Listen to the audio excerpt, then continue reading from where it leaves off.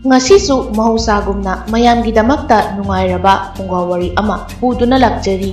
Wari asigi mamingna kuthaiba silhaiba ningba thauba. Thaina mamangaida kul amada thauba kauba nupa ama leirami. Thaubana pakhang pungkak pharakpa matamda mapa mama animak layong khangdraba laina amana naduna taibangpal ase thadokduna chatkre. Thaubana wakhal khara tarakpa matamdagi laining thau kuthaiba silhaibabu ningjarakpa horakhi. Mahak laining thau kuthaiba silhaibagi mamangda singjang amaga paija amaga thamduna sahi kaya thaunijaduna lakhi. Nongmadi ikhang khanghaudana laining thau kuthaiba silhaibana penbiraduna thaubagi manakta lengthokpiraktuna thaubada asumna hairei. Hai ibungo, nangna ipabu asukkuina ningjarakpa asida ipana peladuna ngasidi icagi nakta icana apambata pirage khanduna ipa laklibani. Icana pamlibado ipada hairodana. Matam aduda thaubana laining thau nasadi ipabuda thamoi sengna ningjabani. Ngasi ipana nasagi nakta lengbirakpa sidagi hena penjaba karisu leitre. Laining thauna phare. Adudine ipawa haige icana latuna thamliba singjang asiga paija asiga na saba pochak kudingmak malemda nisuna phangdaba masak thokpa pochak oirasanu. Ipana icada thaujal pirabani ko. Asi hairam laga laining thau kuthaiba silhaibado mangkhirami. Asumna numit khara haujinkre. Thaubado singjang aduga paija aduga puduna kullana atopa laibakta khongsanabagi-damakta mayum thadokduna thorakle. Asumna lakpana asukpa umang ama phauduna lakle. Sada thaktana leptana lakpana masa ado wabana loirami.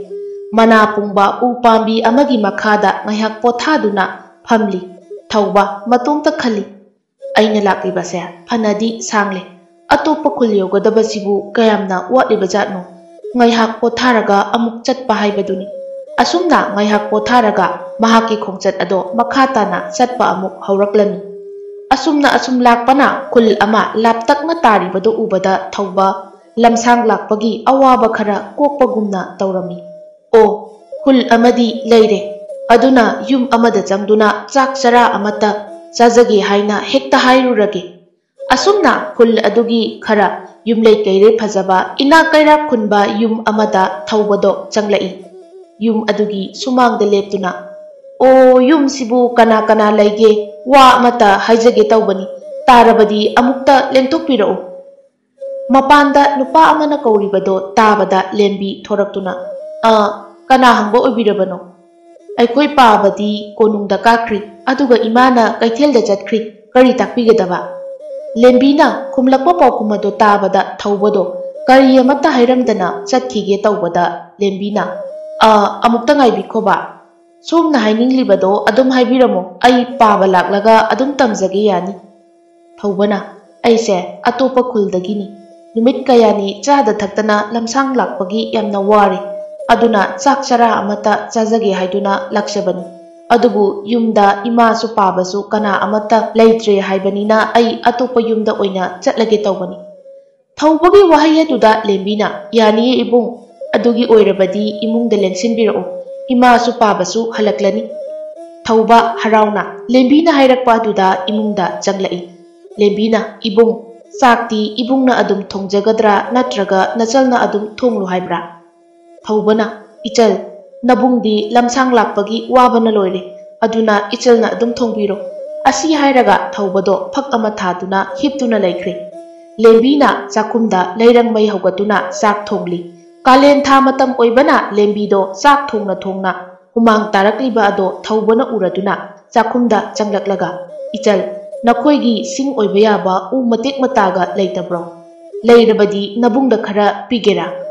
Maduda lembina ibung u matek matagidi awatpa leite. Aikhoigi pabungse leibak asigi urung purel makok oina konungda thaupuribani. Tu aikhoigi yumgi awang thangbada usang ama leibani. Adudagi laubiruro. Asi haiduna lembina hairei. Thaubasu imungdagi thoraktuna awang thangbada leiba usang adudagi u matek khara lauraga humai ama sarami. O si oiradi yarani. Asumna humai sabal oiraduna imungda changlaktuna. Ichal se humai se humu. Ichalna wana nabungaigi sak thongnaba hotnabada humang saubaduda nungaitaduna nabungna sarubani. Lembi humai adu ubada angakpa phawi. Humai adugi masak matau maguldo amukta udriba matawni aduga matongta su khalami. Nupa asidi achamba mi mante. Asumna wakhal amada tawduna lairingai mangondagi mamana kaurakpado taraduna lembi taha thorai. Ibema kaidawrage aduk taha badi. Tanja aduda konung chatkiba mapabungsu mayumda halaklami. Lembina ima baba aikhoigi yumda ngasi thangnaba khuldagi mini haiduna nupa ama thunglari. Chak chara amata chajage lamsang lakpagi ware haibeduda aisu chak pijage haiduna chak thongbani. Aduda nupa aduna humai ama saduna pirei. Aina humang sobado ubada yengba nungaitaduna sabane su hairei. Mapana kaidawraba duga ibema makha tarau. Machanupi aduna baba humai ado pokpadagi aduk magul leiba humai amukta udri. Mitrangi humai ni matongta adum humi ubada pukning huna phajai. Mapana ibema changsi imungda aduga yenglusi. Asi haiduna mapa macha imungda changlai. Mamasu matung ilai. Lembigi mapaga mamaga ubada thawbana khurumi. Ipa ibungo hekta kaujarage. Ai thangnaba khul asidagi lakjabani. Nasana lamsang lakpaga chada thaktabaga yamna ware chak chara amata pijabiyu haibada ichalna harau yabiraktuna chak ngaijarambani ipa. Ado ipa ibungo nasana sajaba humaini ichalda pibani. Ichanna laudaduna imala haiduna adum thokre. Humai adu ubada mapado swai lawi. Hais kari humai no asidia. Asuk maguleiba. Ichanupi na haibadu chumidana.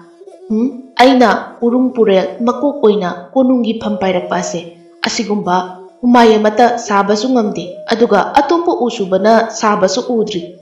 Masigi tamba pakhang ase imak nupa oirge natrabadi ningthauna magi khuthai ase khangkrabadi ai phamtaba soide. Asi haina mabukningda tumina khalami aduga wa makha tarai. Ibungo nachanupi na tamduna ipa pumnamak tare. Ichagi mingna kari kauba ima pabungdi leiribro. Thawbana ipa ibungo aigini haibada kanasu leitre. Ai itomta hingjabani. Hingnaba koina chatuna thabak sufam thiba laksabani. Mapado wakhalda matang chapchare. Ngasidi wase haudoklaroige. Hayeng matang sabada haudoklage. Fare adudi ngasigidi nachalna thongba chakse chaba loiraga phajana potharoko. Numichu tare aduna hayeng ipaga wari phajana sanarasiko. Asumna makhoisu chak ising chaba loinaraduna ahing ado tumnakhre. Ayuki matamni thawbana ipa ibungo adudi nacha amuk chacharage. Asi haiduna lembigi mapada khurumi. Ibungo ipa nafamda wa khara haige. Nangne nangi kuchabi thabak ama phangdri phawwa ipagi yumasida nungaina laitho haibabu ichana kari khaliba. Thawbana ipa ibungo aibu thabak amata sudana karamna mafam asida lemna cha thaktuna laigani. Ihe adugi bukari su khalunuse aigi leiba lan thum mayam se sidri phawba thabak sudana charabasu loiba naigadaba natene. Fare pothajaruroko ipana ayaba pirabani. Asumna themduna thawbado yumaduda lehankirami. Matam khara haukre lembigi mapana sinduna lembiga thawbaga luhongbire. Asumna thabak amata suda matam sangna leirakle. Nongmadi lembina taribro nangbo yumda sum leisan tawsaru karino suba yaba thabak amadi yengsinba yabani. Thawbana pabungna aibu thabak sudrasu layu haibeduda leibani. Fare nangna hairabani nane ai hayengdagi hekta thabak suba chatlage. Asumna numit adusu haukre. Saknan charaga thawba ibudaw khuthai thawjal phanglaba singjang aduga paija aduga puduna umang amada laklami. Umang adu yaubaga ho u haina hauna kaurami adubu kana amata kumlakte. Thawbasu hanjin kumlaktri phawba ho u haina kaurami.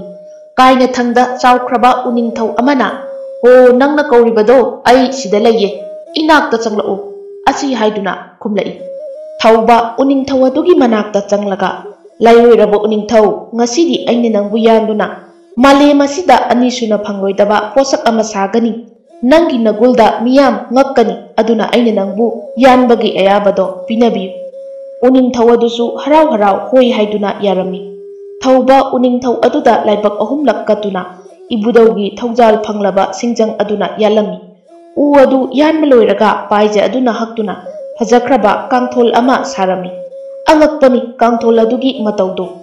Kangthol aduda sa uchek makhal haktuna semi hakliba sa uchek sing ado thawai panbagumna marol thoi. Fajabagi mapan naide. Aduga kangthol ado makhong mari aduna miyoibagi matawgumna makhong thanglaga chatlami. Thaubaga kangthol aduga wari saduna mayumda halakpada kul adugi miyamna yengaduna laihowi. Asumna thauba mayum yaurakle. Lembi ai lakle mapanda amukta thorau. Aina fajakraba posak ama saduna puraibase yengulao. Asi haiduna magi nupibu kauthoi. Lembi su imungdagi chenthoroktuna yengbada fajakraba kangthol ama mangonda lairibado urami. Haima onthokna fajakreda kangthol asidi. Asumna hainari ngai tanja asida lembigi mapado konungdagi kumlaktuna mayum yauroklami. Kangthol adu ubada haima onthokna fajakreda ibungo. Nangna chaliba kangthol asibo. Thaubana hoi pai bungo nazana janjabani fajabra. Fajai magul su yamna lei. Ipana khulgi mipung khuding kauduna kangthol ase yenghange ko. Asi haiduna mapado prap chatkiduna khungi miyamda kangthol adugi maramda pau tamrure. Adugi matung khulgi miyamga punna thaubana chaliba kangthol ado yengnabagidamakta laklami.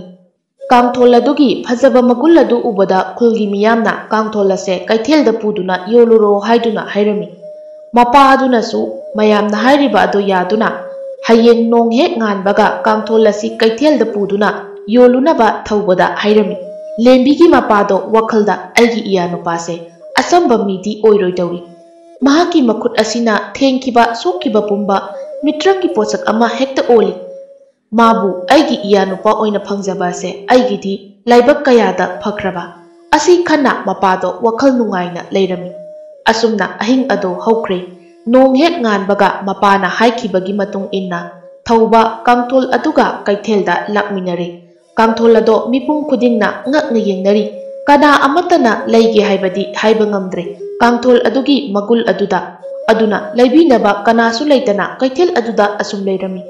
Nungthilgi matamda kaithel aduda laibak adugi senjau paiba nupa ama laklami. Kangthol adugi manakta changchillaga kangthol asi ai lejarage mamal kaya lawni haiduna hanglami. Thaubana kangthol asigi arepa mamal leite haina khumlaki. Asumna thaubagi pakhumda senjau paiba nupado kangthol adu leiba ngamdana adum chatkirami. Asumna sum leirakpana numit tasilakpa matamda lainingba nupa ama laktuna asumna hairami. Ibungo Nangi kangthol asigi matik magulse leibak asigi ningthau natana kana amatana leiba ngamloi. Aduna ai leibak asigi ningthauda paw asi piruge ko. Nang mafam asida lengdana leiramu. Thaubana hoi phagani nacha mafam asida lengdana leijaramlagi ipagumba. Asi haiduna laining manupa ado konung tamna lakli. Konungi sanathong ngakliba lanmi aduda. Lanmi ai iningthau unage haiduna konung asida lakpani. Lanmi aduna phagani ining thauda hangatjaruge. Asi hairamlaga lanmi ado konungda changkhiram. Lanmi aduna ining thau sanathongda lainingba anama ining thau unage haiduna lakhawi. Changhanjar ura ining thau. Kari haiba lanmi nakhoida aina aigi konungda lainingba lakpa matamda athingba thanganu haiba natra. Yamna thuna changlau. Phagani ining thau. Asumna ahal oiraba lainingba ado konung manungda changlakle. Ningthauna khurumjari ahal oiraba lainingba. Kari karamba sinthagidamak konung asida lengbirakpa. Thintadana ningthau aigi iphamda takpiyu.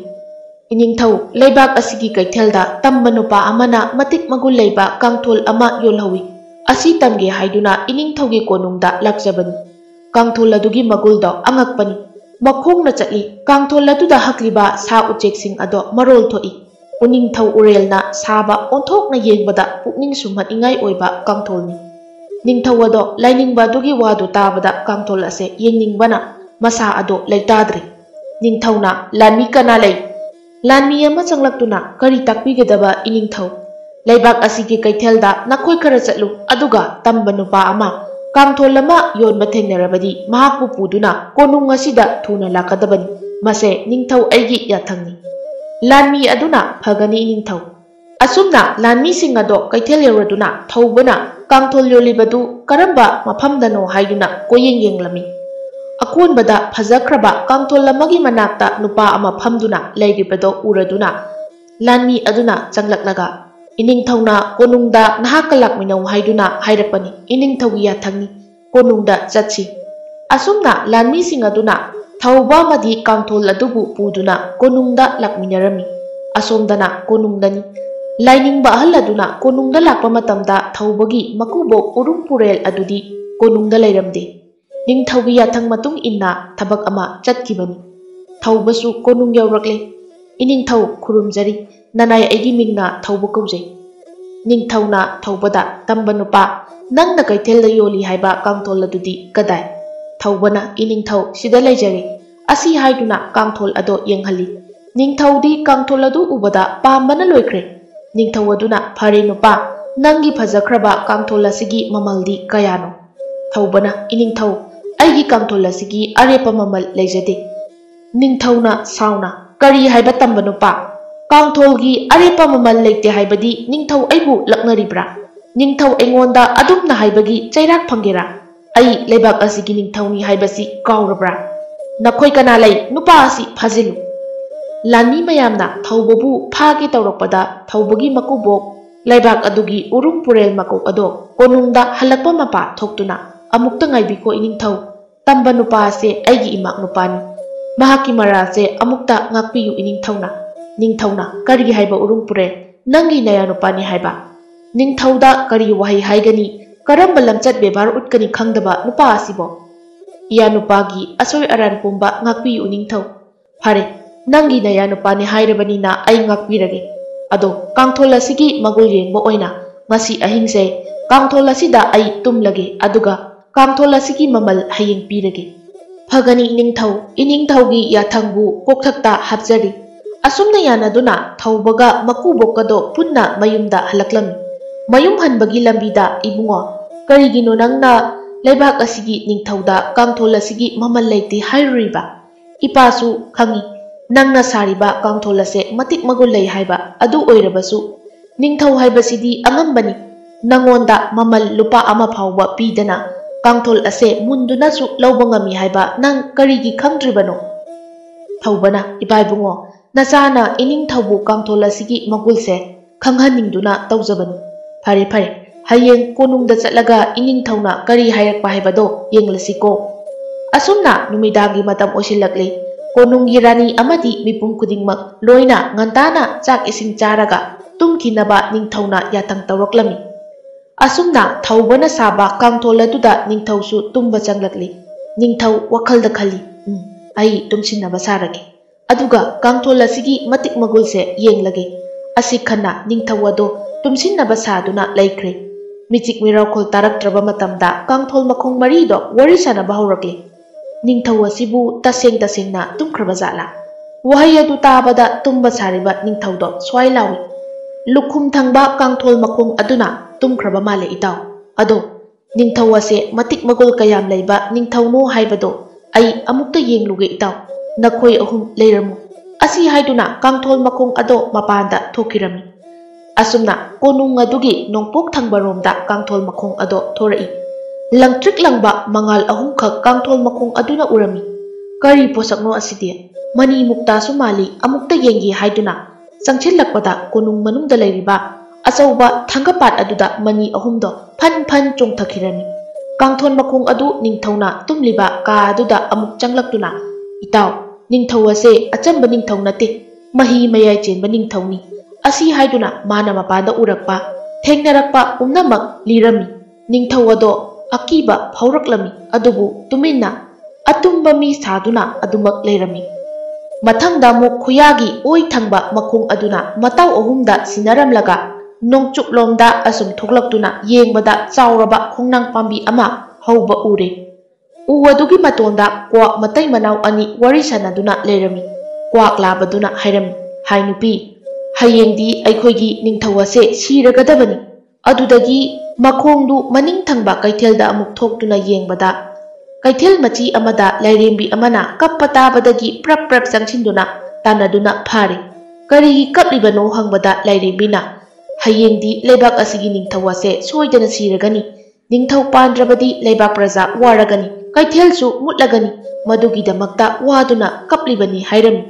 Karam tauraga kangani hangbada lairimbi aduna hayeng nong hek nganbaga ningthaugi sumangda phijang taret khallaga madugi akoibada lanmi mayamna koina leplaga athauba khulai amamam pairaga ngakadabani. Aduga matamduda ningthaugi khudon khurum adudagi asiba koba laina onba lin thoraktuna ningthaugi makhongda chiklaga sigadoribani. Aduna ningthau adubu hana puthokhtuna phijang taret khaliba lanmi mayamna koina ngakliba adugi manungda khurumduna thamgadabani. Madudagi asibagi laina onba lin adu chentorakpada mayamna hathaugadawani. Adumna taurabadi ningthau ase mapok ahum punna punsigani. Asi haina Kaithel lairibi aduna hairami. Hairibo wa asi loibaga kangthon makhung adu changlaktuna matau ahumda warising ado tamlami. Madusu ningthauna amatta chithadana loina tahawri. Mathangda amuk khuya thangba kangtholgi makhong ama mapanda thokre. Asum chatkibana lam amada thunglare. Laibak adu loka haiba hingsaba amana sasillakpada lam adugi mi taksilakle. Mamai thangda hingsabadugi sakthak nongmagi pali punare. Sakthakti iroi sanbi ama sak kangpot ama mi ama masi numit khudingi chakrabani. Numit adudi lainingba ahallamagi palini. Macha amaga lainingba matai manau makhoi ahum khak tarak leijabani. Aduga makhoi ahum adugi manungda macha na hai mahak chatluragi mapa na hai mahak chatki. Asumna ngangnariba imung aduda ngarang ngangnaribado kangthol makhung aduna tarami. Matam aduda kangthol makhung aduna sangsinduna thong ado hangdoklure. Thong hangdokpaga lainingba adugi imung manung ado pakhatli. Madu ubada pakhatkanu aina khoina ngangnariba ado wakhal tadraduna changlakpani. Asi haibada ingtharaduna hingsabagi paligi wari pumba kangthon makhung aduda dirami. Ma chatluge haiduna hingsabana sagadaba sak kangpot ama iroi sanbi ama adu puduna kangthon makhung adu mi onduna chatkre. Hingsabagi leifam yauri sauraba phura ama leirami. Thong adu hangdoktuna changlaga manungda sakto chaduna leiri. Yotki poroni iroi dudi thongduda changba chandraduna thadokre. Matamduda hingsabado atiya thaktagi ngarang ngangladuna paitharakli prap changlaktuna thong namduna yengbada nupa amana manungda leiduna mana chanaba sak ado chare haiba khangladuna sauraduna thong ado hangdo u haiduna kanna lawraklami. Kangthon makhung aduna hairei sak kangpot ama iroi sanbi amaga chaba ngamba nangna karigi thong namkhaiduna changlakpa ngamdabage. Adudagi thongdu namkhaiduna hingsabado changlakle. Manungda hingsabaga makhoi ani phunare. Phunabada phura ado kaire. Yamna kuina phunarabada makhoi ani amana amabu henjinaba yadrabada.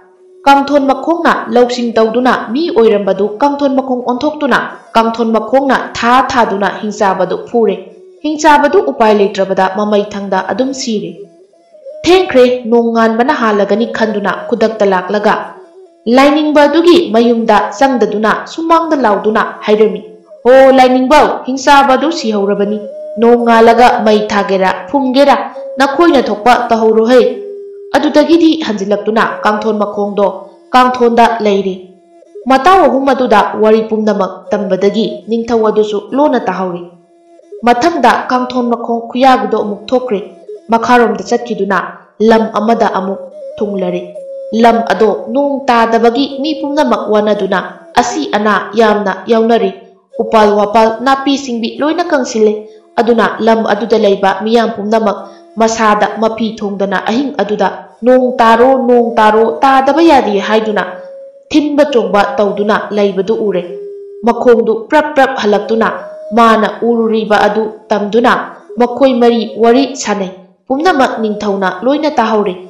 Ningthauna soidre. Kangthona si ahing matumbada maman naide haibado chumle. Matam aduda ningthauda wari pumba asi karamna haisige haibado makhoi marina khanari. Ningthawasgi mamangda mangphawna halasi haiduna nidra kaubi lairembi thajinduna ningthaudo khudakta tumhankre. Ningthaugi mamangda ngasai makhai takiba kangthon makhonggi warido loina chithadana mamangda uhanduna khanghali. Nongalabada ningthauna manai masan mayamda haiduna phijang taret khanduna lanmi mayam ngak selaba matung ningthaugi ꯈꯨꯗꯣꯟ ꯈꯨꯔꯨꯝꯗꯨ ꯄꯨꯊꯣꯛꯇꯨꯅ ꯍꯩꯗꯣꯛꯄꯗꯒꯤ ꯂꯤꯟ ꯆꯣꯡꯊꯣꯔꯛꯄꯗ ꯆꯩꯅ ꯀꯟꯗꯨꯅ ꯍꯥꯠꯇꯣꯛꯂꯤ꯫ ꯅꯤꯡꯊꯧ ꯑꯗꯣ ꯃꯄꯣꯛ 3 ꯄꯨꯟꯁꯤꯕ ꯇꯥꯔꯤ꯫ ꯅꯤꯡꯊꯧ ꯑꯗꯨꯅ ꯊꯥꯡꯒꯄꯥꯠꯇꯨ ꯁꯤꯠꯇꯨꯅ ꯌꯦꯡꯕꯗ ꯃꯅꯤ 3ꯁꯨ ꯈꯨꯜꯂꯤ꯫ ꯑꯁꯨꯝꯅ ꯊꯧꯕ ꯑꯃꯗꯤ ꯊꯧꯕꯒꯤ ꯃꯀꯨꯕꯣꯛꯇꯣ ꯀꯣꯅꯨꯡꯗ ꯀꯥꯔꯛꯂꯤ꯫ ꯅꯤꯡꯊꯧ ꯑꯗꯨꯅ ꯍꯥꯏꯔꯝꯃꯤ, ꯇꯝꯕ ꯅꯨꯄꯥ, ꯅꯪꯅ ꯀꯥꯡꯊꯣꯜ ꯑꯁꯤꯒꯤ ꯅꯪꯒꯤ ꯑꯋꯥꯃꯜ ꯀꯠꯂꯒꯦ ꯑꯁꯤ ꯍꯥꯏꯗꯨꯅ ꯃꯆꯥꯅꯨꯄꯤ ꯔꯥꯖꯀꯩꯅ꯭ꯌ ꯑꯗꯨꯕꯨ ꯄꯨꯊꯣꯛꯇꯨꯅ ꯄꯤꯔꯦ꯫ ꯎꯔꯨꯝꯄꯨꯔꯦꯜꯒꯤ ꯃꯆꯥꯅꯨꯄꯤ ꯑꯃꯗꯤ ꯅꯤꯡꯊꯧꯒꯤ ꯃꯆꯥꯅꯨꯄꯤ ꯑꯗꯨ ꯂꯧꯗꯨꯅ ꯊꯧꯕ ꯅꯨꯡꯉꯥꯏꯅ ꯄꯥꯟꯈꯤꯔꯝꯃꯤ꯫